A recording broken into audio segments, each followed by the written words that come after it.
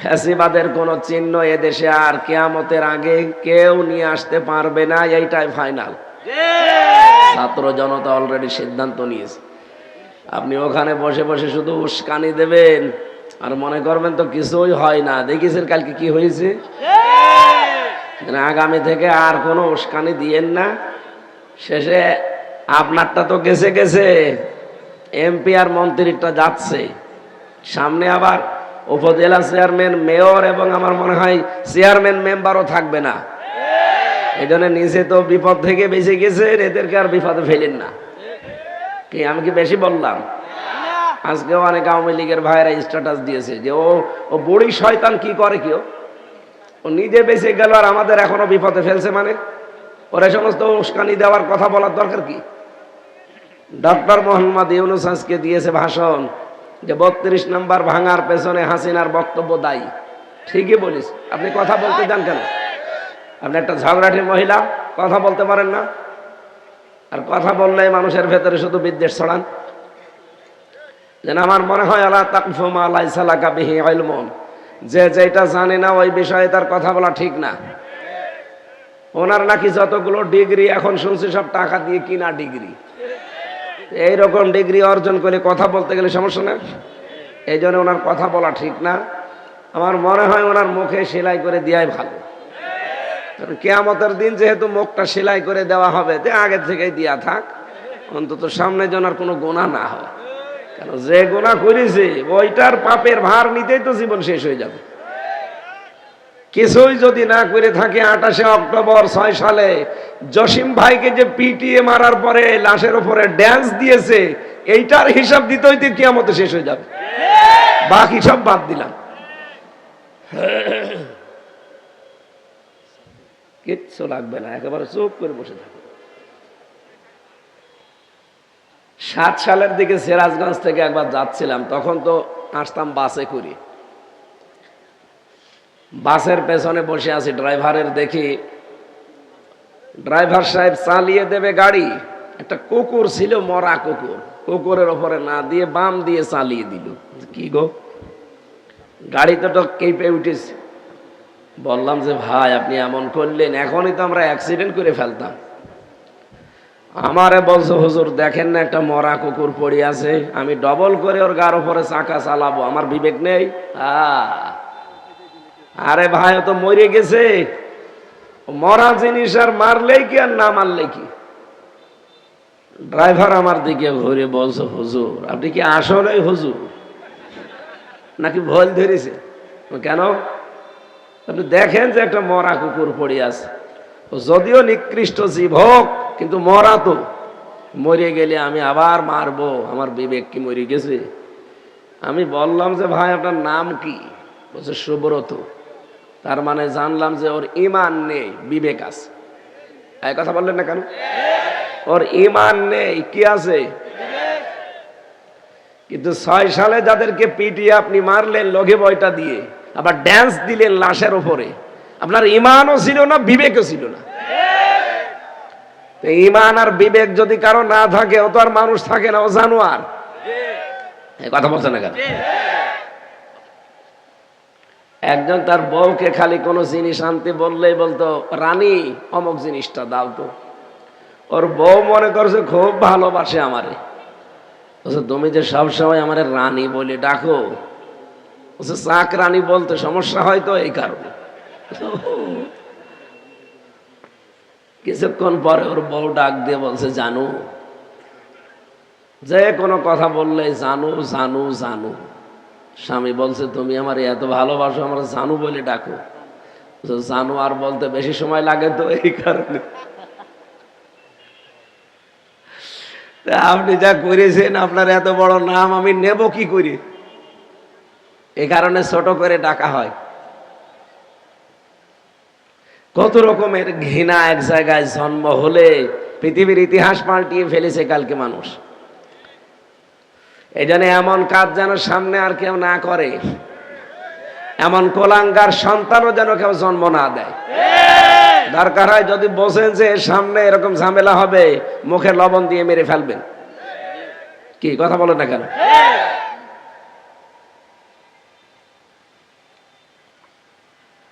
আজকের মাহফিলে যিনি প্রধান অতিথি, বাংলাদেশ জামাতে ইসলামী, একটা মাজলুম দল, আর মাজলুম ছাড়া তাদের পক্ষে সব সময় আমার আল্লাহ আছেন। এই জন্য মাজলুমদেরকে আল্লাহ একটা সুসংবাদ দিয়েছেন, অনুরিদু আন্না মুন্না আলাল্লাযীনা ইসতুদঈফু ফিল আরদি ওয়া নাজআলাহুম আইম্মাতান ওয়া নাজআলাহুমুল ওয়ারিসিন। এটা তো আমি বানালাম নাকি? এটা একটা আরবি প্রবাদ। কি? সূরা কাসাস ৫ নম্বর আয়াত। আল্লাহ বলেন, আমি ইচ্ছা করলাম অনুগ্রহ করব কাদের উপরে? আলাল্লাযীনা ইসতুদঈফু ফিল আরদ, ওই দেশে জমিনের উপরে যাদেরকে ফেরাউন দুর্বল করে রেখেছিল। এই ৫৪ বছর একটা মিথ্যা কথা দিয়ে এই দেশের ইসলামপন্থী যারা, হকপন্থী দল যারা, তাদেরকে মিথ্যা তহমত দিয়ে তকমা লাগিয়ে সারা পৃথিবীর কাছে, এই দেশের মানুষের কাছে কালার করে রেখেছে একটা চেতনার নাম দিয়ে। আপনি বিশ্বাস করেন এইটাই সত্য? এই যে রাজাকার বলেন, আল বদর বলেন, আল শামস বলেন, যা বলে গালি দেওয়া হয়, যাদেরকে দেওয়া হয়, মানুষগুলো এখন পৃথিবীতে আর নেই। এখন যদি কাউকে এই নামে গালি দেন, তার বয়সও তো ওই পর্যন্ত ছিল না, আপনি গালি দেবেন কোন কারণে? কথা বলেন না কেন? বাংলাদেশ জামাত ইসলামের সর্বোচ্চ পর্যায়ে এখন যিনি আছেন, মুক্তিযোদ্ধার সময় তার বয়স ছিল মাত্র ৮ বছর। ৮ বছরের সময় সে রাজাকার হবে না মুক্তিযোদ্ধা হবে না কি হবে বলেন? কিছুই হবে না।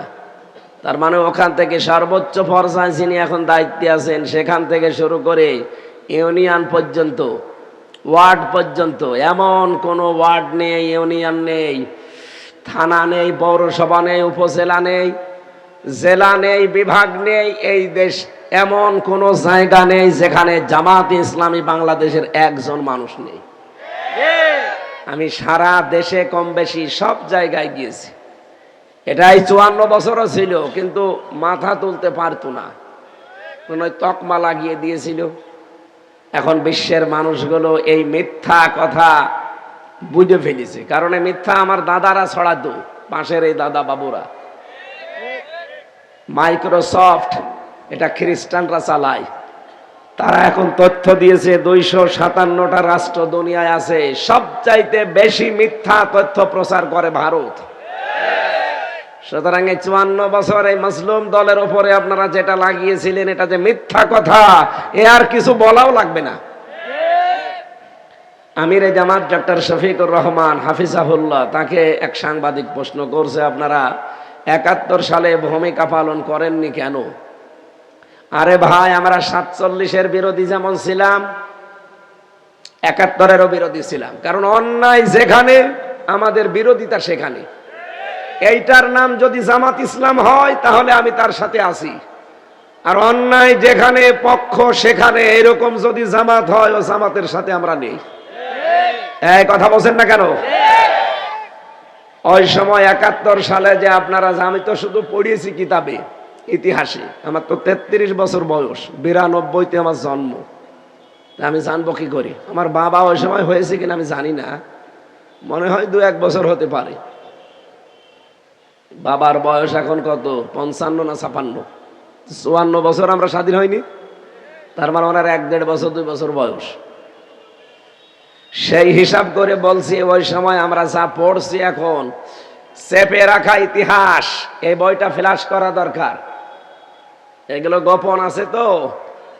এই যে আমার ফাঁসি চাই, এতদিন গোপন ছিল না, ব্যান্ড ছিল না, এখন প্রকাশ হওয়ার পরে মানুষ আসল তথ্য পাচ্ছে। আমি মেজর ডালিম বলছি, এই বইগুলো যেমন এখন প্রকাশ হচ্ছে, চেপে রাখা ইতিহাস, এইটাও প্রকাশ হওয়া দরকার। দেশের বহু মানুষ বুঝবে যে এই মাজলুম দলের উপরে কত মিথ্যা তথ্য এরা ছড়িয়েছে। ওই সময় পাকিস্তান যে অন্যায় করেছিল, আমাদের অধিকার হরণ করেছিল, জুলুম আরম্ভ করেছিল, ওদের পক্ষে জীবনও আমরা ছিলাম না, ওদের বিপক্ষে ছিলাম। কিন্তু আমরা ওদের পক্ষে না বিপক্ষে থেকে করব কি?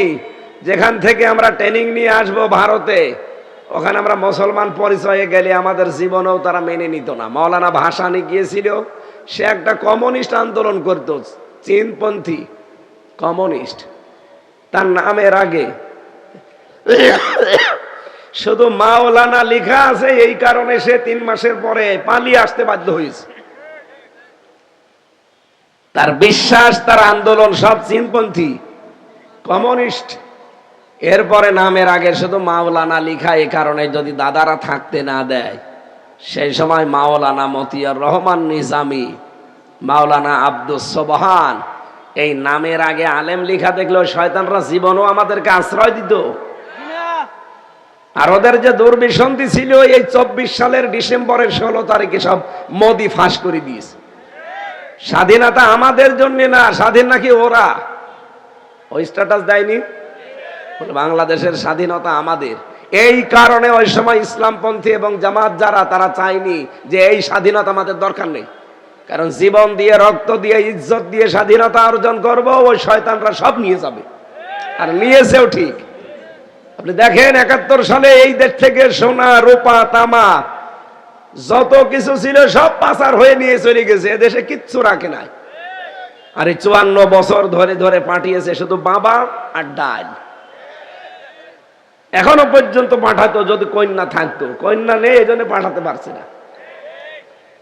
এদেশ থেকে সোনা পাচার হয়, রূপা পাচার হয়, তামা পাচার হয়, স্বর্ণ পাচার হয়, আর ওখান থেকে খালি ডাল আসে আর বাবা আসে।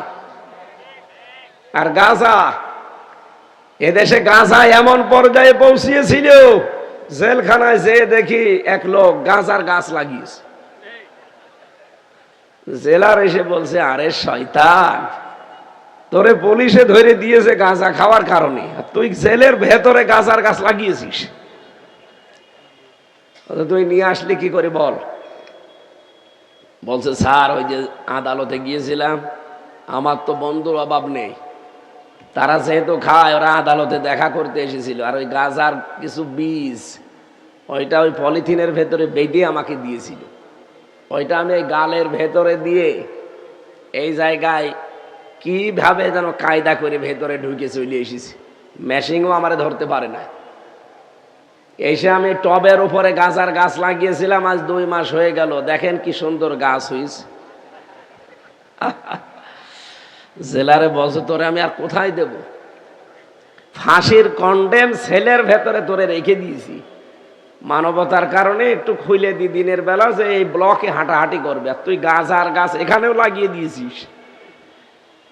কোথায় পৌঁছিয়ে দিয়েছে দাদা বাবুরা আমাদের, আর বন্ধুত্বের দাবি করে।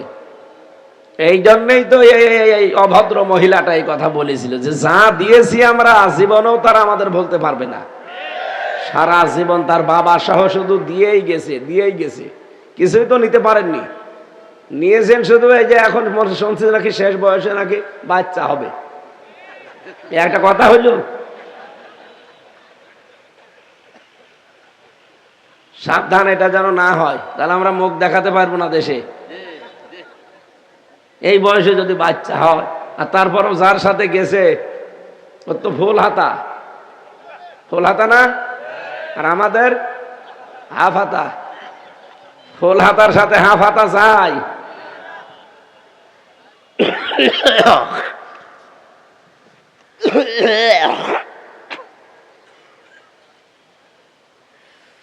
সুতরাং দাদার যদি এই শেষ বয়সে এসে বিয়ে করার জন্য মনে বেশি ইচ্ছা জাগে, তাহলে মুসলমানি দেওয়া লাগবে, কারণ মুসলমানি না দিলে তার সাথে আপনি বিয়ে দেওয়া জায়েজ আছে।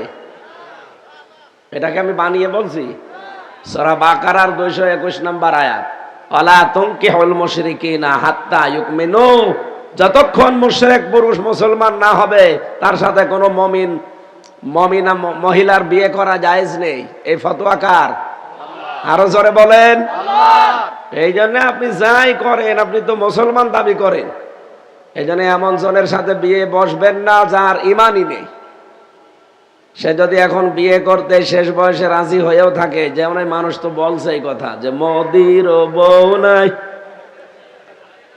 এই কারণে বলছি, যদি বিয়ের শখ লেগেই থাকে অন্তত মুসলমানিটা দিন।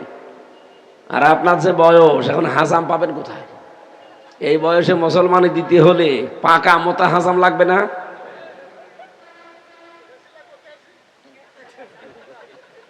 আমার মনে হয় অত চোখ খুলে কাটা যাবে না, চোখ বন্ধ করে কাটা লাগবে।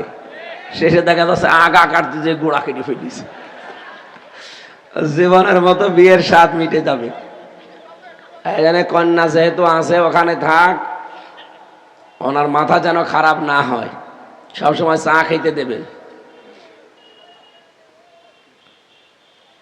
আমরা মুক্তিযুদ্ধের বিরুদ্ধে ছিলাম, এই কথাটা মিথ্যা কথা।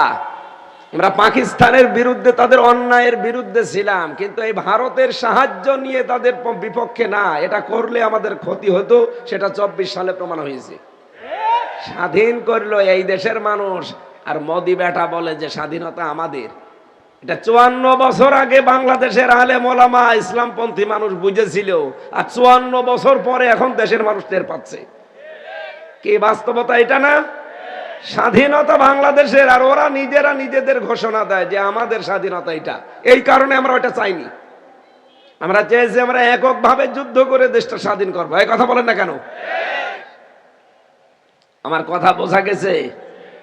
এই 54 বছর এই মিথ্যা তকমা লাগিয়ে এই মাজলুম দলের উপরে জুলুম নির্যাতন অত্যাচার যা চালিয়েছেন, মেহেরপুরে শিবিরের সাবেক সভাপতি, জেলা সভাপতি তারিক ভাই, তার বাড়ি থেকে তুলে নিয়েছে প্রকাশ্যে দিবালোকে এই জায়গায় অস্ত্র ঠেকিয়ে মেরে ফেললো আমার সামনে। আর এখন শুধু বাড়ি ভাঙে তাই আপনাদের অন্তরে লাগে কেন? তারেক কি মানুষ না? সে এক বাপের এক ছেলে। তার দোষ এতটুকু যে ইসলামী ছাত্র শিবিরের সে মেহেরপুর জেলার সভাপতি, আর তার বাবা মেহেরপুর জেলা জামাতের আমির। এই তাছাড়া কোনো অপরাধ নেই। ভালো মানুষ তুলে নিয়েছে, আপনি ক্রস দিয়ে মেরে ফেললেন সবার সামনে। একটা মানুষ হত্যা হয়, কোনো কথা তোমার মুখ দিয়ে আসে না, আর একটা বাড়ির চাল খুলে নিচ্ছে, এই তোমার অন্তরে লাগে।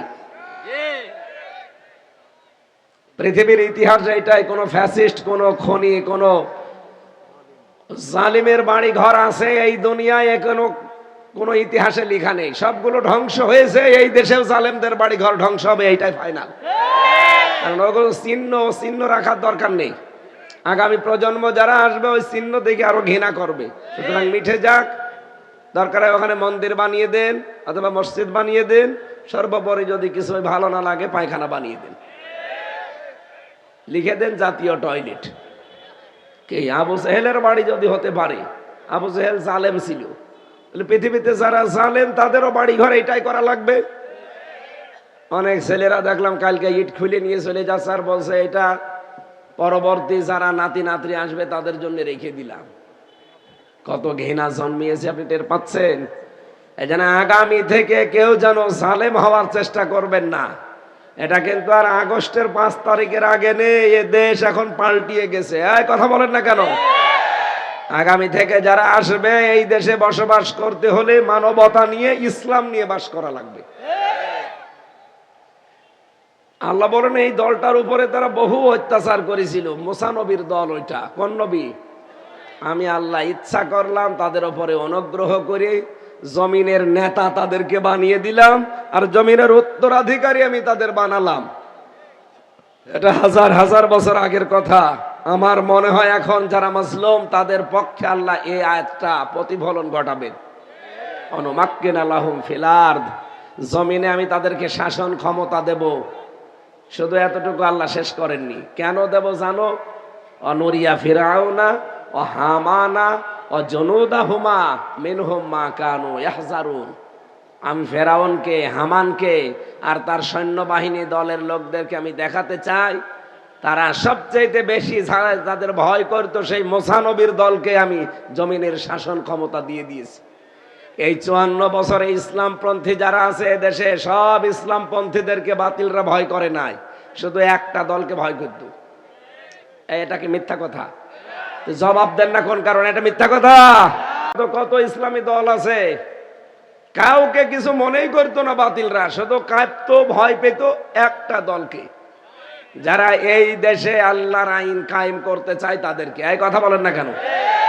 আল্লাহ বলেন আমি উল্টা করে এখন তাদেরকে ক্ষমতায় বসাবো, যেন ফেরাউন, নমরুদ, হামান, তার বন্ধু বান্ধব যারা আছে তারা দেখে উস বিশ করে। ওরা তাই করবে সামনে ইনশাআল্লাহ। বাংলাদেশ জামাত ইসলামী কুমিল্লা, মহানগরীর শ্রদ্ধাভাজন আমির, আজকে প্রধান অতিথি জনাব কাজী দ্বীন মোহাম্মদ, বিশেষ অতিথি অধ্যাপক এ কে এম এমদাদুল হক মামুন, নায়েবে আমির বাংলাদেশ জামাত ইসলামী কুমিল্লা মহানগরী। এতক্ষণ যারা আলোচনা রেখেছেন মাওলানা মাহবুবুর রহমান, মুফাসসিরে কোরআন, ইসলামিক চিন্তাবিদ আছে, মাওলানা আছে। এরপরে মঞ্চে বসা দেখেন কত আলেম বসে আছে এখানে। সম্মানিত আলেমদের মর্যাদা দুনিয়া আখেরাতে কামনা করছি, আল্লাহ যেন আরো বাড়িয়ে দেন। এখন আর আলেমদের দিকে কেউ যদি বাঁকা চোখে তাকায়, বুঝবেন ওইটা ওই জালেমদের দোষর। জালেমদের নামে, আলেমদের নামে এখনো পর্যন্ত অনেকে ধর্ম ব্যবসায়ী লাগিয়ে দিচ্ছে। ধর্ম ব্যবসায়ী আপনি, কারণ ধর্ম আলেমরা শুধু ওই ভোটের সময় চর্চা করে না, সারা জীবন চর্চা করে। আর আপনারা ধর্ম চর্চা করেন শুধু ভোটের সময়। সুতরাং ধর্ম ব্যবসায়ী এটা যে বলে তার ক্ষেত্রে খাটে, আলেমদের ক্ষেত্রে এটা খাটে। আলেমদের সম্মান দিয়েছেন সরাসরি আল্লাহ নিজে। ইরফাউল্লাহুল্লাযীনা আমানু মিনকুম ওয়াল্লাযীনা উতুল ইলমা দারাজাত। তোমাদের ভেতরে যারা ঈমান আনে আর যারা এলেম পায় তাদের মর্যাদা দিনের পর দিন আমার আল্লাহ বাড়াতেই থাকে। সুবহানাল্লাহ বলতে পারেন নাই? এরফা এটা মোজারে, বর্তমান ভবিষ্যৎ, প্রেজেন্ট ফিউচার। এই জন্য ঈমান আমাদের যাই হোক আছে, এলেমও আমরা যা অর্জন করেছি কম বেশি, আমাদেরই মর্যাদা এই বাংলাদেশে আল্লাহ বাড়াবে। দিন যত যাবে দেখবেন আলেমদের মর্যাদা আল্লাহ বাড়াতেই থাকবে। কিন্তু ফরিদউদ্দিন মাসুদের মতো আলেম না, ওটা তো আলেম নামে একটা জালেম। ভাই কথা বলে না কেন?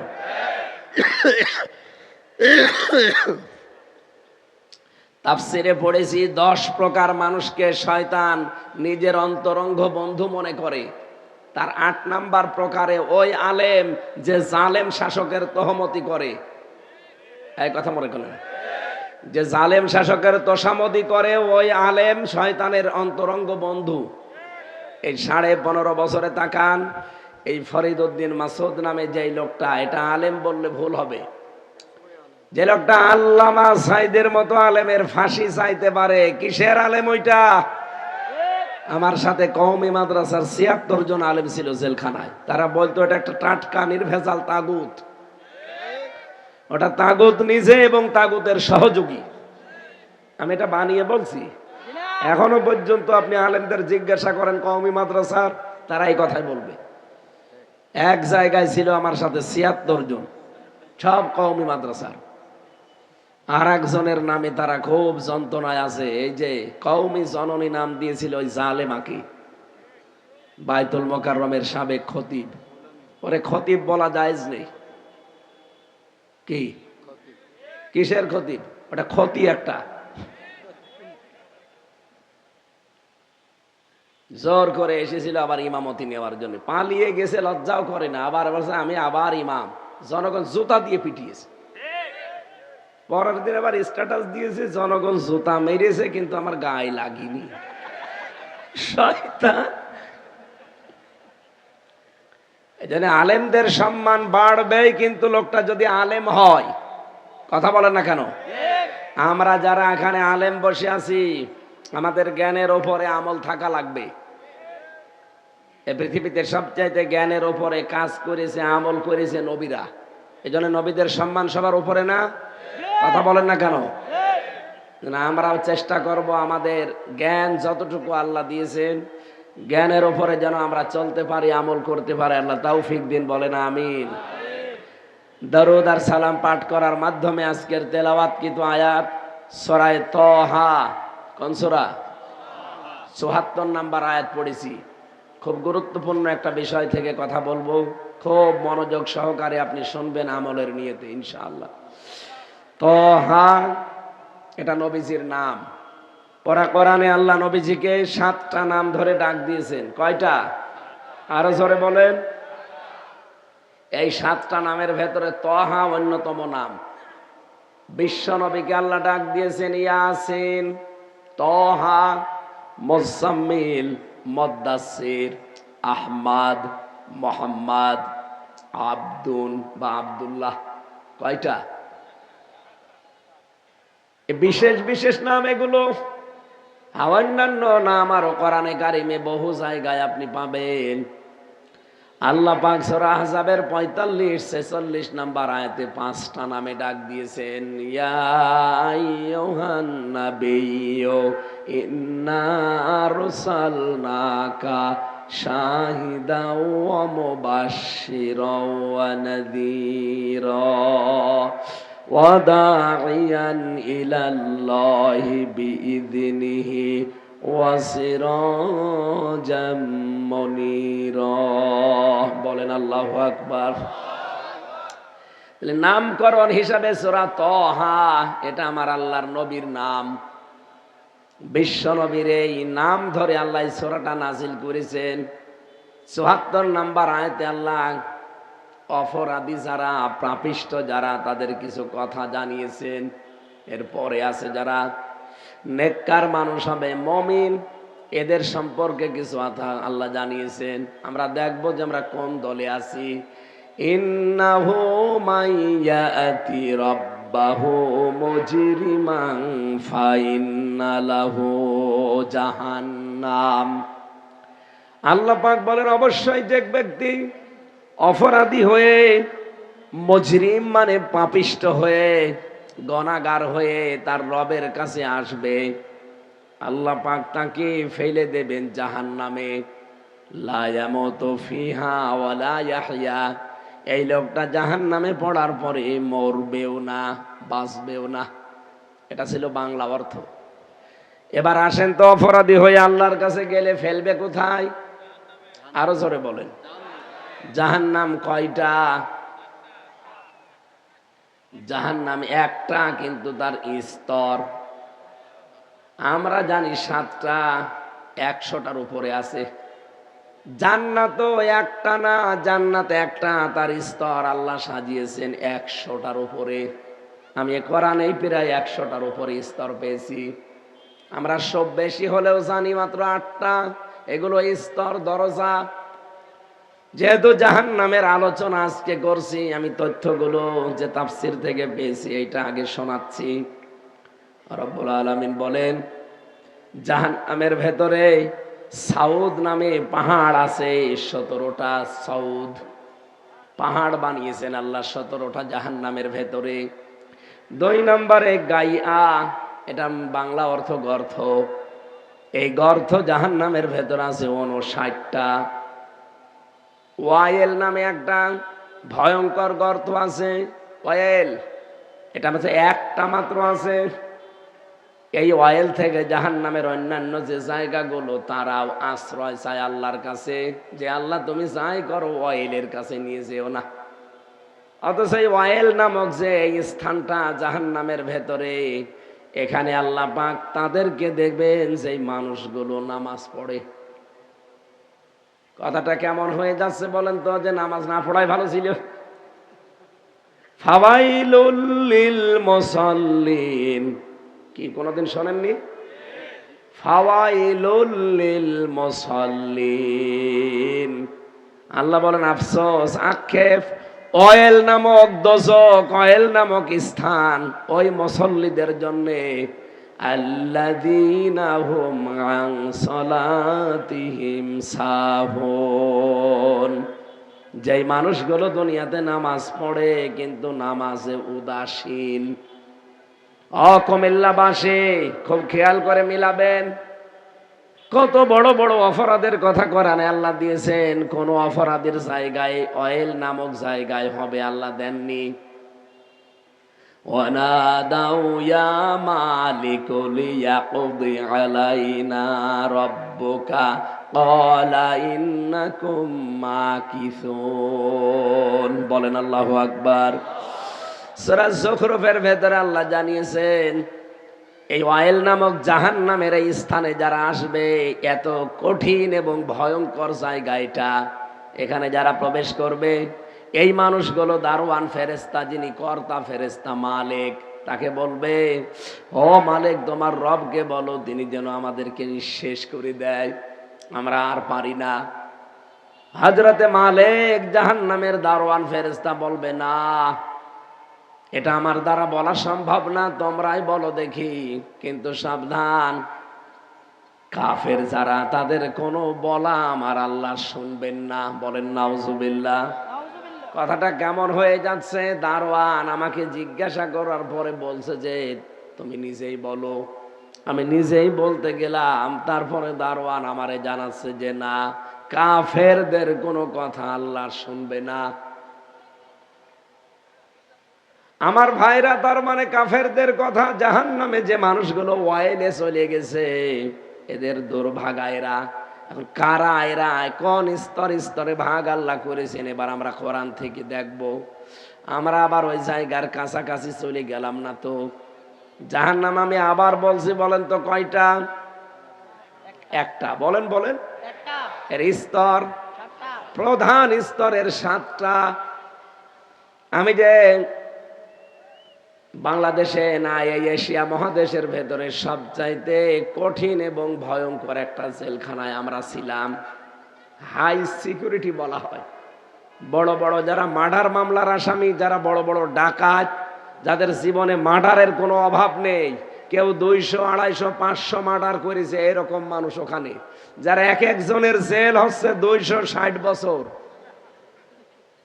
আমি মকিম গাজীকে পেয়েছিলাম, ওনারে বললাম কয় বছর জেল দিয়েছে আপনার? আমার 260 বছর জেল। 40 বছর আমি আছি জেলে, কবে বের হব জানি না। পুরা জেল খেটে যদি ওর বের হওয়া লাগে, ওর আর একবার জন্ম নেওয়া লাগবে না? সুইডেন আসলাম ভাই ছিল, 27 বছর জেলে আছে, এখন মনে হয় বের হয়েছে। সাহেল চৌধুরী নায়ক, ওনার যে হত্যা করেছিল মামুন, সেও জেলে আছে আজ 25 বছর, সেও বের হয়েছে। তো ওখানে এইরকমই 2-4 বছর 5 বছরের জন্য না, যারা আছে ওরকম 25 বছর, 30 বছর, 40 বছর, এক একজনের নামে মামলা 150টা, 200টা, 500টা।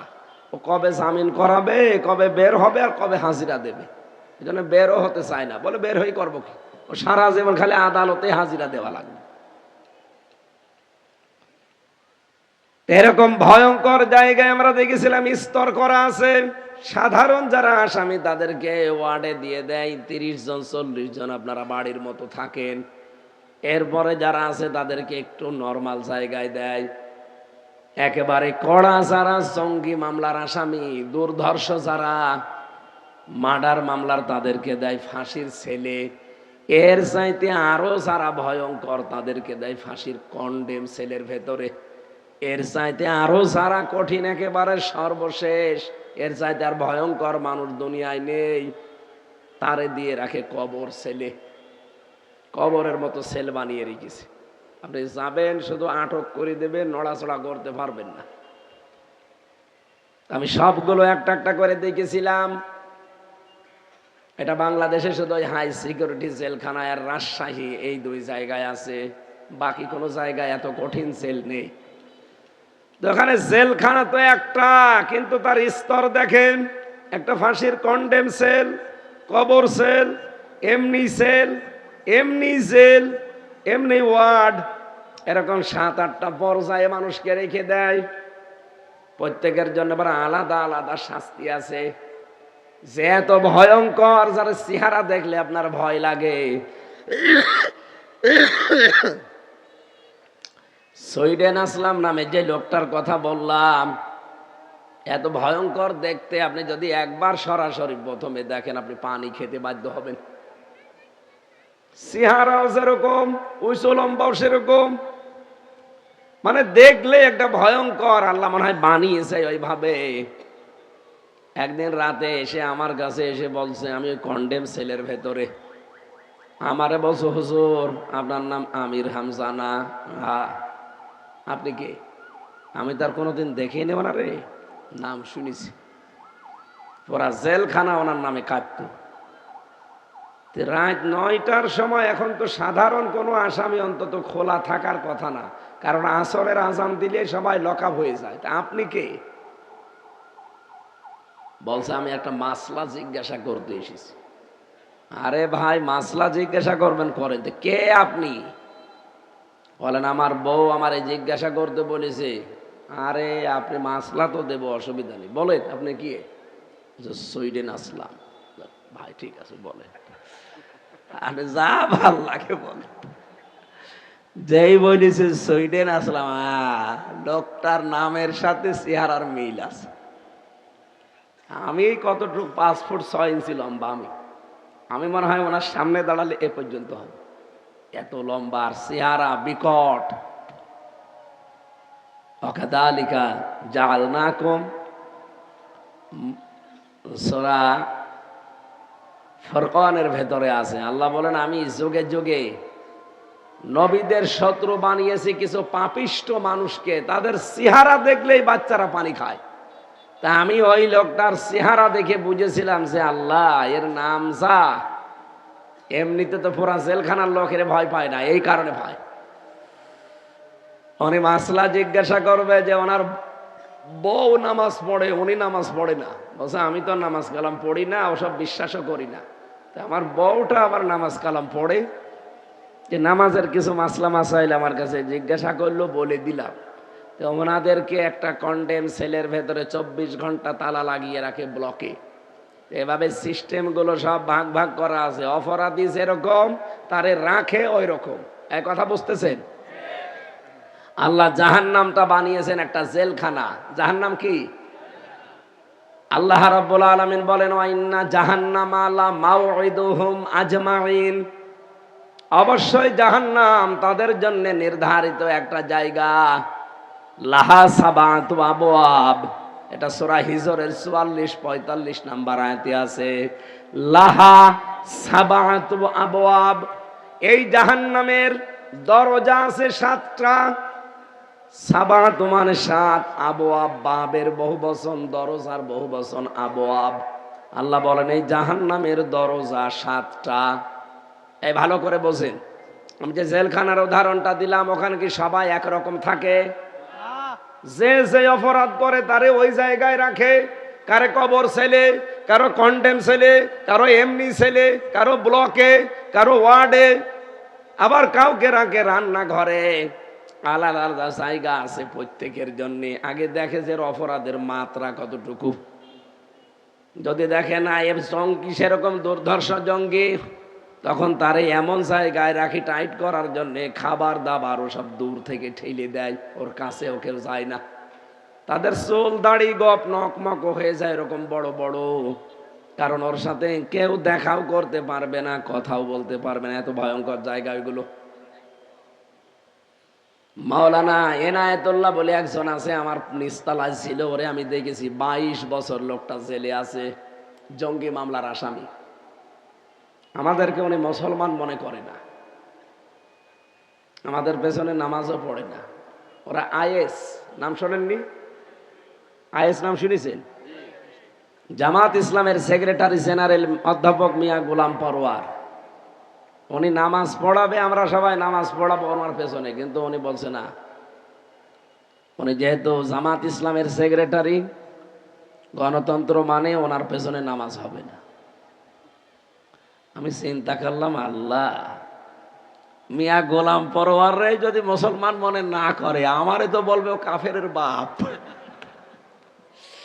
আমি একদিন যে বললাম, ভাই আমি না, আপনার পেছনে নামাজ হবে না। আপনি নামাজ পড়বেন কার পেছনে? পুরা জেলখানায় তো আপনি একা। আর একজন আছে, সে হচ্ছে আল্লাহর দলের সভাপতি, আর তার ছেলে হচ্ছে আল্লাহর দলের সেক্রেটারি। এই দুই বাপ বেটা আজ প্রায় 17 বছর জেলে আছে। কিছু কিছু উল্টাপাল্টা লোক আছে ভয়ঙ্কর, কিন্তু জঙ্গি আসল যেটা, সেটা এই দেশে নেই। এগুলো সব নাটক মন্তস্ত্র করে হাসিনা বানিয়েছিল এই মনিরুলকে দিয়ে। জঙ্গি যদি থাকতো এই 6 মাস, আজকে 6 মাস বাংলাদেশে একটা জঙ্গি হামলা হয়েছে বলেন? কারণ নাটক কেউ লিখতেও পারে না এখন, আর কেউ সাজাতেও পারে না। আর যেই শয়তানগুলো এগুলো সাজাতো, এই মনিরুল, আসাদুজ্জামান, এই ডিসি মান্নান, এরপরে মশিউর, এই শয়তানগুলো যে কোথায় আছে এখন, এই জবাই করা দরকার শয়তানগুলো। এদের কারণে হাজার হাজার সন্তানের জীবন নষ্ট হয়ে গেছে। অপরাধ কি? তারা ইসলাম মানতো, শিবির করতো, এই অপরাধ। এখন অনেক শয়তান বলছে যে না, এই মামলাগুলো আবার চালিয়ে যাওয়া লাগবে, ওকে আগে মামলা দেওয়া দরকার জঙ্গির।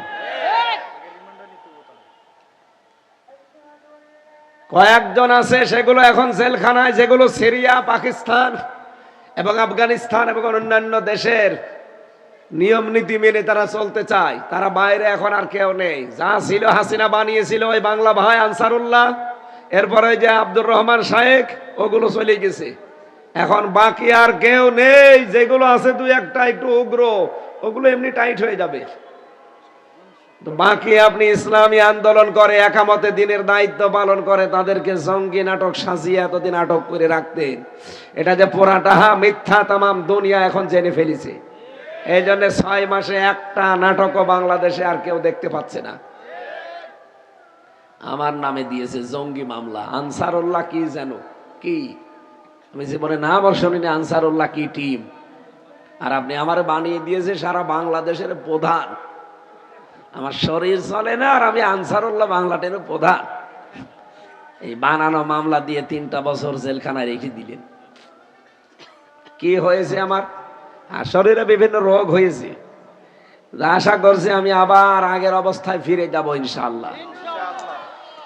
স্বাভাবিক হতে কিছু সময় লাগছে, ঔষধপত্র চলছে। আল্লাহর রহমত হলে, আপনাদের দোয়া থাকলে আবার আগের অবস্থায় চলে যেতে পারবো। কিন্তু যারা এইগুলো করেছিলেন কই তারা? তাদের বাড়ি ঘরও তো এখন আর নেই। কথা বলেন না কেন? আমার মনে হয় এই জঙ্গি মামলা সাজিয়ে সাজিয়ে যারা বিদেশের কাছ থেকে কোটি কোটি টাকা খেয়েছে, ওরা নিজেরা রিমান্ডে আমারে বলেছে। এই কাউন্টার টেররিজম যেই কয়টা দায়িত্বে ছিল, এই আসাদুজ্জামান কাউন্টার টেররিজমের প্রধান এবং মনিরুল, নাম শোনেননি? এরপরে ডিসি মান্নান, এই চট্টগ্রামের একজন ছিল আতিকুর রহমান ভইয়া এডিসি, খুলনার একজন ছিল এই শেখ ইমরান, এটাও এডিসি। এরপরে জাহিদ, আমার এই কিছু কিছু নাম মনে আছে, কারণ এরা যা অত্যাচার করেছে আমি তো জীবনও বলবো না। এই মানুষগুলোকে যেন একটাও ছাড় দেওয়া না হয়। এদের কারণে হাজার হাজার মানুষের জীবন নষ্ট হয়েছে। সব জামাত ইসলামের শিবিরের আর বিএনপির যুবলীগ, যুব দলের আর ছাত্র দলের এই ভাই আমার সাথে ছিল, সব কিচ্ছু জানে না। যুব দলের ধরে নিয়ে এসে ওর পায়ে গুলি করে পাটা নষ্ট করে দিল। চোখে কালো কাপড় বেঁধে রাখছে 24 ঘন্টা। রাতের বেলা দেখতাম কি চিল্লানো, 2টা 2:30 বাজে, কি গো এত চিল্লাচ্ছে, পিটাচ্ছে, মন মতো পিটাচ্ছে 2-3 জন, চোখ তো বাঁধা। সারা রাত পিটিয়ে যদি ছেড়ে দিত তাও তো হয়, যে আদা মারা হয়ে যাবে তখন এমন একটা ইনজেকশন দেবে আপনি নড়ে উঠবেন, তার মানে আপনি এখনো বেঁচে আছেন। স্বাভাবিক কিছু করে নিয়ে চোখটা আরো টাইট করে বেঁধে দেবে, পেছনে হাত বেঁধে দেবে, দিয়ে বলবে চল। কোথায়? মনে হবে ছেড়ে দিচ্ছে। গাড়িতে নিয়ে সারা রাত ঘোরাবে, কোথায় কোথায় নিয়ে যাবে। নিয়ে হঠাৎ করে খুলে দিয়ে বলবে যা তোরে ছেড়ে দিলাম। কোথায় ভাই? আমি কোথায়? বলবে গাজীপুরের জঙ্গল, অথবা ওই যে সেই টাঙ্গাইল মধুপুরের জঙ্গল, যেটা হাজার হাজার বিঘা চারিদিকে, কোনো জায়গায় মানুষের একটা চিহ্ন পাবেন না। ওরা 3-4 জন, সব তো নাক মুখ বাঁধা, আর আপনি একা। হাত পেছনে হ্যান্ডকাপ খুলে চোখটা খুলে দেবে কালো কাপড়, দেখবেন আপনি জঙ্গলের ভেতরে। কি এখানে কি করব? বলে তোরে ছেড়ে দিলাম। যেই দৌড় দেবেন পেছন থেকে গুলি করে বলবে ক্রস ফায়ারে মরে গেছে। এইটা ছিল জঙ্গি নাটক বাংলাদেশে। আমার রিমান্ডে ওরা নিজেরা বলেছে, আমার এই কানে শোনা, যদি আমার মোবাইল থাকতো আমি টেপ করে রাখতাম, রেকর্ড করি। ওরা বলেছে আমরা ট্রেনিং নিয়েছি দাদাদের কাছে, আমেরিকার কাছে। আমরা এই ট্রেনিং গুলো নিয়ে বাংলাদেশে যারা ইসলাম নিয়ে বেশি মাতামাতি করে তাদেরকে শিকড় কেটে দিতে চায়। এই জন্য ওরা টার্গেট নিয়েছিল বেশিরভাগ যুবকদেরকে। কিচ্ছু জানে না, আন্দাজে এই 30 বছর 35 বছর বয়স, এরকম ছাত্র দল যারা করে, যুব দল যারা করে, ছাত্র শিবির করে, এই জামাত ইসলামের যারা যুবক কর্মী সব এই বয়সের না, এদেরকে ধরে একেবারে সেটে কেটে এই নামটা দিলে তো আর কোনো সমস্যা নেই। এখন যেমন ওই নামে পুরাটা আল্লাহ উল্টিয়ে দিয়েছে। এখন যদি কেউ বলে আমি জয় বাংলার লোক, করে জয় বাংলা করে দেবে। কাল রাতে এক মহিলা গিয়েছিল, বলছে যে এই 32 নম্বর ভাঙা যাবে না, এ জয় বাংলার একেবারে জয় বাংলা করে দিয়েছে। সুতরাং ওই নামটাই আল্লাহ অভিশপ্ত বানিয়ে দিয়েছে। আমি জাহান্নামের স্তরের কথা বলছিলাম কেন? কারণ যে যেই ধরনের অপরাধ দুনিয়ায় আমরা করছি, মরণের পরে আল্লাহ ওই রকম একটা স্তরে আল্লাহ আমাকে রাখবে, আপনাকে রাখবে। লিকুল্লি ইমরি না লাহা সাবাতু আবওয়াব লিকুল্লি বাবিম মিনহুম জুজউম মাকসুম। পৃথিবীতে যে যেই ধরনের অপরাধ করছো, কিয়ামতের দিন জাহান্নামের ওই দরজা দিয়ে আল্লাহ তাকে প্রবেশ করাবে, তার জন্য ওই অংশটা নির্ধারিত। এখন আপনি কোন অপরাধে আছেন, আপনার আমার জন্য কোন জায়গাটা নির্ধারিত দেখেন। প্রথম নাম্বারের নাম হচ্ছে জাহান্নাম। জাহান্নামের একটা দরজার নামই কি? এই ক্লাস চলছে, এটা জবাব দেন, নাম কি? জাহান্নাম। এই জাহান্নামের ভেতরে কাদেরকে আল্লাহ রাখবেন? সূরা নাবার 21 এবং 22 নাম্বার আয়াতে রব্বুল আলামিন জানিয়েছেন। আল্লাহ রাব্বুল আলামিন বলেন, ইন্না জাহান্নামা কানাত মিরসাদা লিত্তাগিনা মাআবা লাবিসিনা ফিহা আহকাবা। এখানে কয়েক প্রকার মানুষের নাম আছে। এক নম্বরে জাহান্নাম নামে যে দরজা আল্লাহ বানিয়েছেন, এই দরজা দিয়ে তাদেরকে প্রবেশ করাবেন। লা ইয়াকদা আলাইহিম লা ইয়াকদা ইয়ামুতু ফিহা। কোরআনে কারিমে আল্লাহ বলেন, এই জাহান্নামের ভেতরে মানুষকে দেওয়ার সঙ্গে সঙ্গে ওর অবস্থা এমন হবে, ও মরবেও না, বাঁচবেও না, আর্তনাদ করবে। লোকটা বলবে আমি মরতে চাই, আল্লাহ বলেন না, তোর আর কোনো মরণ নেই। এখান থেকে একটা মাসলা বের হয়। এটা যদিও অনেকের সাথে আমার মত মিলবে কিনা জানি না, আলেমদেরকে আমি আরো চিন্তা ভাবনা করার জন্য বলছি। এই বাংলাদেশ আর ভারতে আমি এটা পেয়েছি, বিশ্বের অন্যান্য যতগুলো দেশে গেছি, মিশেছি মানুষের সাথে, আমি এটা পাইনি। বলবো, ভালো করে মিলাবেন। এই দেশে আমরা অনেকেই মনে করি আমি যা করি করি, কালেমা তো পড়েছি, জান্নাত একদিন যাবই। এই বিশ্বাস আমাদের নেই? আমারও এই বিশ্বাস আছে আমি জান্নাত যাব, কিন্তু কালেমাটা তো ঠিক রাখা লাগবে। এক কথা বলেন এখানে। এই যে মাছ ধরতে যায় যারা খালয় নিয়ে, কি বলে? মাছ যার উপরে রাখে কি বলে? খালয়, কোলা। এখন আমি যদি মাছ ধরে ধরে ওর উপরে রাখি, নিচে যদি ছিঁড়া থাকে, ফাটা থাকে, যত আল্লাহর ওলি আমি হই, মাছ ঢালি থাকবে। আপনি যে কালেমা পড়েছেন, এই কালেমা তো টিকিয়ে রাখা লাগবে ভাই। ওযু করলে যেমন ওযু ভেঙে যায় 7টা কারণে, নামাজ পড়তে গেলে 19টা কারণে নামাজ ভেঙে যায়, রোজা রাখলে রোজাও ভেঙে যায়, হজ করলে হজও ভেঙে যায়, না ভাঙে না? আপনি যে ঈমান এনেছেন, ঈমান আছে না গেছে টের পেয়েছেন? কারণ ঈমান 10টা কারণে ভেঙে যায়। কয় কারণ? আরো জোরে বলেন। এই পৃথিবীতে যারা আল্লাহ রাসূলের চাইতে, বিশ্ব নবীর চাইতে অন্য কোন আদর্শকে যারা ভালো মনে করে, তার ঈমান নষ্ট হয়ে যায়, ভেঙে যায়। এই যে 10টা কারণ আমি লিখেছি তাফসীর থেকে, এর একটা কারণ এই, যারা আল্লাহর নবী মুহাম্মদুর রাসূলুল্লাহ বাদ দিয়ে অন্য কারো আদর্শকে ভালো লাগে, পছন্দ করে, ওর সঙ্গে সঙ্গে ঈমান ভেঙে যায়। আপনি আব্দুল্লাহ বিন উবাইয়ের নাম শোনেননি? এই লোকটা নামাজ পড়তো, রোজা রাখতো, নবীজির সাথে ইফতারি করতো, আল্লাহ নবীর সাথে হজ করতো, কিন্তু ওই লোকটার আদর্শ হিসাবে আবু জেহেলকে মেনে নিত, নবীজিকে মানত না। এখন বলেন তো, সে কালেমা পড়েছে না পড়ে নাই? নামাজ পড়েছে না পড়ে নাই? রোজা রেখেছে না রাখে নাই? হজ করেছে, ইফতারি করেছে, সব নবীর সাথে মিলে। শুধু আদর্শ মানতে গিয়ে রাজনৈতিক জীবনে ও মেনে চলতো আবু জেহেলকে, নবীকে মানত না। আপনি এটা এখন বাংলাদেশে মিলান, কত মানুষ নামাজ পড়ে, রোজা রাখে, হজ করে, যাকাত দেয়, দান সাদকা করে, দাড়ি রাখে। নবী ইবনে উবাই যদি জাহান্নামে যায়, তা আপনি জান্নাতে যাবেন কোথায় পেয়েছেন? আপনাকে যদি আল্লাহ জান্নাত দেয়, তাহলে আব্দুল্লাহ বিন উবাইকেও জান্নাত দেওয়া লাগবে। এই কাটসাট কথা যদি কেউ না বুঝার ভান করে থাকেন, যে না হুজুর আমি তো বুঝতে পারি না, এদিকে আসেন, আসেন এদিকে আসেন, কানের নিচে এমন জোরে 2টা দেব, এমনি টের পেয়ে যাবেন। এত সহজ ভাষায় বলার পরও বোঝো না? আরে ভাই অজু করলাম, অজু 7 কারণের এক কারণ আমার দেখা দিয়েছে, বাই বের হয়ে গেল, অজু থাকবে? এখন যদি বলেন অতটুকুই আর কি হয়, কি হয় মানে অতটুকুই অজু শেষ, তাহলে ভাঙা অজু দিয়ে কি নামাজ হয়? তাহলে ভাঙা ইমান দিয়ে জান্নাত পাওয়া যায়? তাহলে আপনার ইমান যে আছে আপনি তো টের পাচ্ছেন না। যার আদর্শ রসুল ছাড়া অন্য কেউ, তার ইমানই তো ভেঙে গেছে। মানে কালেমা পড়লে জান্নাত হয়, কালেমা তো হিন্দু পড়ে।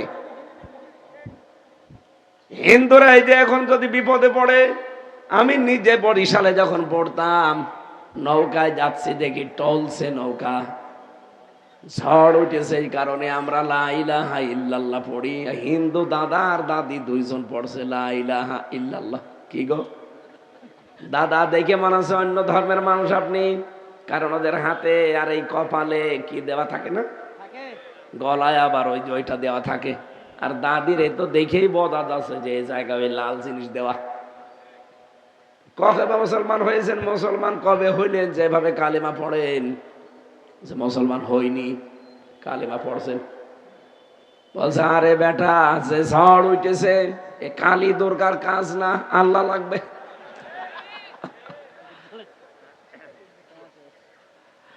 ঝড় উঠলে কালী দুর্গা দিয়ে হয় না, এখানে লাগবে কার? এখন যদি বলেন কালেমা পড়লেই জান্নাতে চলে যাব, যাবেন তো ওই লোকটাকে কোথায় দেবেন আপনি? ওই দাদা দাদিও তো ঝড় থেকে বাঁচার জন্য কালেমা পড়ছিল। এই জন্য সেই মানুষগুলো দুনিয়াতে বিশ্ব নবী বাদ দিয়ে অন্য কাউকে আদর্শ মানেন, আপনার নামাজ রোজা হজ যাকাত দান সাদগা সব মাঠে মারা যাচ্ছে। এই সহজ কথা না বোঝার ভান করে যে বসে আছেন আপনি, আপনাকে কি বুখারী শরীফ দিয়ে কোরআন শরীফ দিয়ে ওয়াজ করলে হবে, না বাকারি শরীফ লাগবে বলেন? আমি আশা করছি আপনি বুঝেছেন, এরপরও না বুঝলে ওমা আলাইনা ইল্লাল বালাগ, আমার দায়িত্ব পৌঁছিয়ে দেওয়ার। আমাদের ইমান অনেকের ভেঙে যাচ্ছে ভাই। ভাঙা ওযু দিয়ে যেমন নামাজ হয় না, ভাঙা ইমান দিয়ে জান্নাত পাওয়া যাবে না। এই জন্য কিয়ামতের দিন আল্লাহ ফাইনাল একটা ঘোষণা দিয়ে দেবেন যে যারা জান্নাতে আছে জান্নাতে যাও, যারা জাহান্নামে আছে জাহান্নামে থাকো। মৃত্যুকে একটা দম্বার আকারে নিয়ে এসে সবাই করে দেবে যে আর কেউ কোনোদিন মৃত্যুবরণ করবে না, যে যেখানে আছে ওইটা ফাইনাল, কেউ কোনো জায়গা থেকে আর কেউ বের হবে না। এই হাদিস পড়েননি? এই হাদিস আমাদের তো সচরাচর বলা হয় না, খালি বলা হয় কালেমা যখন পড়েছেন জান্নাত একদিন যাবেন। এই আশায় তো মানুষ অপরাধ ছাড়তে চায় না। কালেমা পড়লে জান্নাত যাবেন, তো কালেমাটা টিকিয়ে রাখা লাগবে না? কালেমাই তো টিকে থাকে না। খ্রিস্টান আর ইহুদিরা ওই সময় বলতো ওয়াকালু লান তামাসসানান নার ইল্লা আইয়ামাম মাদুদা। ওরা গ্যারান্টি দিয়ে বলতো লাং, কখনোই আল্লাহ আমাদের জাহান্নামে দেবে না, যদিও দেয় বেশি দিন রাখবে না, কয়েকদিন রেখে আবার বের করে দেবে। এই ধারণা এখন মুসলমানদের ভেতরে ঢুকেছে। কথা বলেন না কেন? এই জন্য জাহান্নাম হচ্ছে একটা ফাঁদ। আল্লাহ পাক বলেন এই ফাঁদে আমি জাহান্নাম নামে যে দরজা বানালাম, এখানে আটকিয়ে দেব তাদের। লিত্তাগিনা মাবা, যারা সীমা লঙ্ঘন করে এবং যারা অস্বীকার করে, সত্যের বিধান যারা সীমা লঙ্ঘন করে চলে যায়, আর যারা সত্যকে সত্য জানার পরে অস্বীকার করে, এই মানুষগুলোর জন্য জাহান্নাম নামে একটা দরজা আল্লাহ বানিয়েছেন। 2 নম্বরে বেসিলাসা সূরা মারেজের ভেতরে 15, 16, 17, 18 নাম্বার আয়াতে আছে কাল্লা ইন্নাহা লাযা নাযাআতাল লিশাওয়া তাদউ মান আদবারা ওয়া তাওয়াল্লা ওয়া জামাআ ফাআওয়া। এখানে 2টা গুণের কথা আল্লাহ দিয়েছেন। তাহলে জাহান্নাম নামে যে দরজা, এই দরজায় যাবে সীমা লঙ্ঘনকারী আর অস্বীকারী। কথা বোঝা গেছে? আপনি দেখেন তো আপনি সীমা লঙ্ঘন করেন কিনা। পর্দার ক্ষেত্রে আর সীমা লঙ্ঘন করা হয়। বহু মানুষ এখানে আছে, পর্দা যে একটা ফরজ বিধান ও কিছু মনেই করে না। কত ভাবি আছে বিভিন্ন জায়গায় বসে আছে, ও দেবরের সাথে মনে করে না পর্দা করা লাগবে না, এ আমার ছোট ভাই, কয়দিন পরে দেখা যাচ্ছে ওর সাথে আল্লাহ রাস্তায় চলে গেছে। কথা বলছে না কেন? ও যদি আপন ছোট ভাই হয়, জীবনে বোন কোনোদিন ভাইয়ের সাথে যেতে পারে? আপনি চলে যান কোন কারণে? সুতরাং দেবরের সাথে আর ভাসুরের সাথে দোলা ভাইয়ের সাথে পর্দা করা লাগবে। এটা সীমা লঙ্ঘন বাংলাদেশে হচ্ছে না? লাজার বর্ণনাটা সবচাইতে কঠিন বেশি। আল্লাহ বলেন লাজা নাজ্জাআতাল লিশাওয়া, এখানে ঢুকলে আগে চামড়া খুলে ফেলা হবে। পৃথিবীতে এমন ঘর পেয়েছেন যেখানে ঢুকলে চামড়া খুলে যায়? আমি পাইনি, আমি নখ খুলে যায় দেখেছি। ওরা রিমান্ডে আমার নিয়ে গিয়েছিল। এমন একটা জায়গা, শুধু ঢোকাবে, ঢুকলে এই নখগুলো এভাবে রাখবে, এমনি নখ খুলে চলে যাবে। পা রাখবে, পায়ের নখ খুলে চলে যাবে। ওদের মেশিন ওইভাবে সেট করা আছে। শুধু এভাবে আপনাকে কিছু বলাও লাগবে না, বল ভাই হাত রাখ, আপনি এভাবে হাত রাখবেন। ওদের মেশিন এই একেবারে ঠিক মাপ মতো দেওয়া আছে, পাগুলোর সাথে মাপ মতো সেট করা আছে। একটা চেয়ারে বসিয়ে দেয়, খালি এরকম একটা সুইচ লাগায়, 1 মিনিটে নাকি 120 বার ঘুরে। মানে মাথা মাথা চক্কর দিয়ে মনে হবে যে আমি 10 দুনিয়া দেখতে পাচ্ছি। তারপর আবার টিটকারি মারে, তোরা বলিস না যে একজন মানুষকে 10 দুনিয়ার সমান জান্নাত দেওয়া হবে, তোদেরকে আমরা এখন জান্নাত দেখাবো। যে বসিয়ে দেয়। আমার সামনে বলছিল অফিসার সঞ্জয় দত্ত, বলছে দেলাওয়ার ছিল শিবিরের সভাপতি, ডক্টর শফিকুল ইসলাম মাসুদ ছিল, ওদেরকে নিয়ে এই চেয়ারে এভাবে বসিয়ে, চেয়ারটা একটু উঁচা, ওই চেয়ারে বসিয়ে মাটির নিচে ওইগুলো আমি নিজে দেখেছি, ওদেরকে এভাবে বসিয়ে দেয়, দিয়ে ফিতা দিয়ে আটকিয়ে দেয়, দিয়ে ওই মেশিনগুলো নিয়ে আসে। শুধু এভাবে ধরে রাখবে, কখন যে আপনার নখ খুলে চলে গেছে আপনি টেরও পাবেন না। পরে যে জ্বলা আরম্ভ হবে, রক্ত ফিনকি দিয়ে বের হবে, তখন দেখবেন ওরে বাবা বাবা বাবা। এরপরে আবার ওর উপরে লবণ দিয়ে দেবে। অত সহজ আমার এই শরীরের ওপরে এমন কোন টর্চার নেই ওই শয়তানরা করে না, সব করিস। একেবারে মাথার চুল থেকে শুরু করে পায়ের তালু পর্যন্ত। এমনি আমি অসুস্থ, জীবন আমার শেষ করে দিয়েছে। এতটুকুই না, আপনি বসে আছেন, মনে করবেন যে ভালোই তো লাগছে, হঠাৎ যে একটা সুইচ টিপে দেবে, বলেন তো 1 মিনিটে যদি 120 বার পাক দেয়, কত জোরে ঘোরা লাগে। এরপরে দেখবেন চোখ মুখ অন্ধকার লাগছে, তখন ওই টিটকারি দেবে সামনে বসে বসে যে জান্নাত দেখতে পাস। তোরা তো নিজেরাই বলিস যে 10 দুনিয়ার সমান জান্নাত আল্লাহ দেবে, দেখ কেমন জান্নাত দেখা যাচ্ছে। চোখ মুখ ঘোলা হয়ে সত্যিই যে মনে হবে যে আমি 10 দুনিয়া দেখতে পাচ্ছি। মাথার তার মাত্র সব ঘুলিয়ে যায়। আল্লাহ বলেন এই লাজা এখানে দেওয়ার পরে আগে চামড়া সব খুশি চলে আসবে। কাদেরকে এই জাহান্নামের দরজা ডাকবে জানো? যারা সত্যকে সত্য জানার পরেও ওভারকাম করে চলে গেছে। আর বাংলাদেশে এই চরিত্রের মানুষ বেশি। চোখে আঙ্গুল দিয়ে দেখিয়ে দেওয়া হয় যে এটা সত্যের বিধান, এটা মিথ্যা, এরপরও মানতে চায় না। জামা ফাওয়া, 2 নম্বরে যারা অর্থ সম্পদ খালি জমা করে আর বারবার চিন্তা করে এগুলো কি করে সংরক্ষণ করে রাখা যায়। বাংলাদেশে আজ যারা চাঁদাবাজি করছে, আমি শুধু তাদের দোষ দেই না, দোষ হচ্ছে তাদের দলীয় যারা বড় বড় নেতা আছে তাদের। আরে ভাই, শুধু এই ছোটখাটো নেতার দোষ দেবেন কোন কারণে? এরা এই 15 বছরের জুলুম অত্যাচার নির্যাতন শিকার কম হয়নি। তাদের বাড়িতে আজ খাবার নেই, মেয়েকে পড়াতে পারে না, ছেলের বিয়ে দেবে টাকা নেই, স্ত্রী অসুস্থ, অথচ আপনি এই দলের নাম ভাঙিয়ে কোটি কোটি কোটি কোটি টাকার মালিক। কি করবেন আপনি টাকা নিয়ে? টাকাগুলো এই 54 বছরে তো কম কামাননি। আর এরা তো এই 15 বছরে আগে কি সুন্দর মাল কামাইতাম আমরা, সেটা তো দেখ বন্ধ হয়েছে। অন্তত 54 বছরের আগেও যারা ছিলেন, যারা কামাই করেছেন, আমি চাই শুধু 15 বছরের বিচার না, এই 54 বছরে যারা বৈধ অবৈধ কামাই করেছে প্রত্যেককে যেন দুদুকে ধরে। এই কথা বলেন না কেন? আপনি কোথায় পেলেন এত টাকা? 54 বছরে যে যেইভাবে কামাই করেছে, সে যদি জামাত ইসলামের হয়, বিএনপির হয়, জাতীয় পার্টির হয়, যে দলের লোক হোক, যারই অবৈধ ইনকাম, আপনি দেখবেন লোকটা কামাই করতে পারে কতটুকু। যদি লিমিট ক্রস করে, একটা লোক বলেন তো 10,000 কোটি টাকার মালিক কিয়ামত পর্যন্ত হায়াত পেলে হতে পারে? তো কিভাবে হইল? অবশ্যই কিছু করেছে, তারাই ধরা হোক। তারা যদি ধরেন, আগামী দেশ এমনি সংশোধন হয়ে যাবে। আগামীতে নির্বাচনে আর কালো টাকা কেউ বিলোপন করতে পারবে না। এই জন্য আপনারা যারা মুসলিম মানুষ, আমি জানি আপনাদের টাকা আছে, আপনার টাকাগুলো এই নিম্ন যে কর্মীগুলো আছে, ছোটখাটো নেতা আছে, এদেরকে দেন।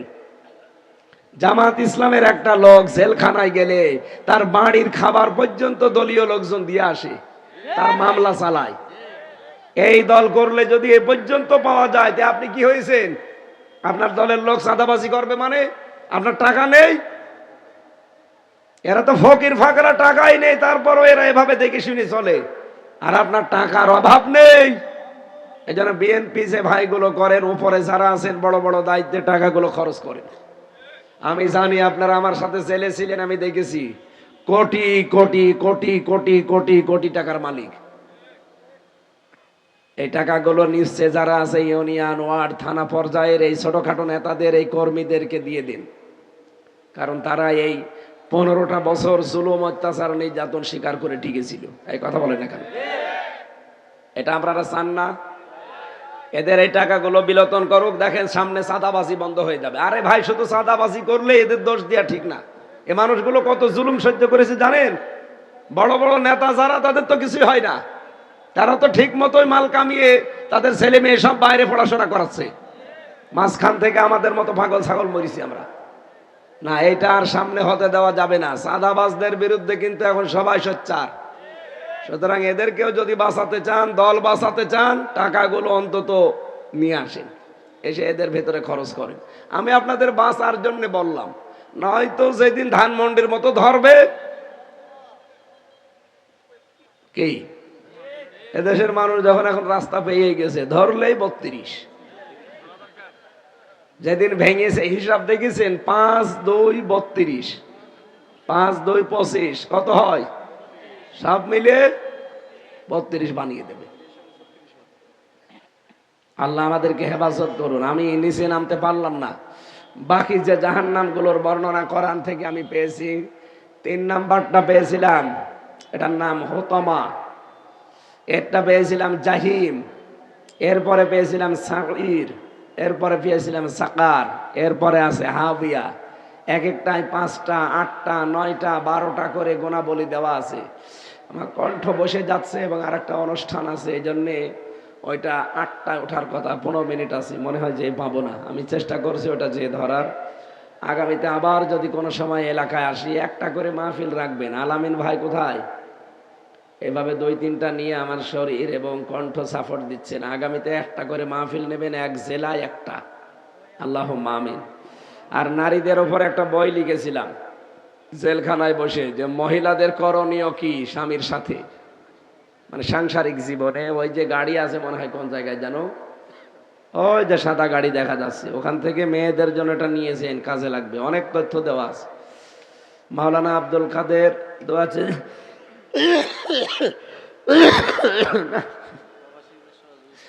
মাহফিলগুলো বললাম তো এখন বন্ধ রাখি 2-3 দিন, শরীরটা একটু স্বাভাবিক হোক। আপনারা জোর করে নিয়ে এসে তুলে দিন, আমি তো পারছি না। আল্লাহ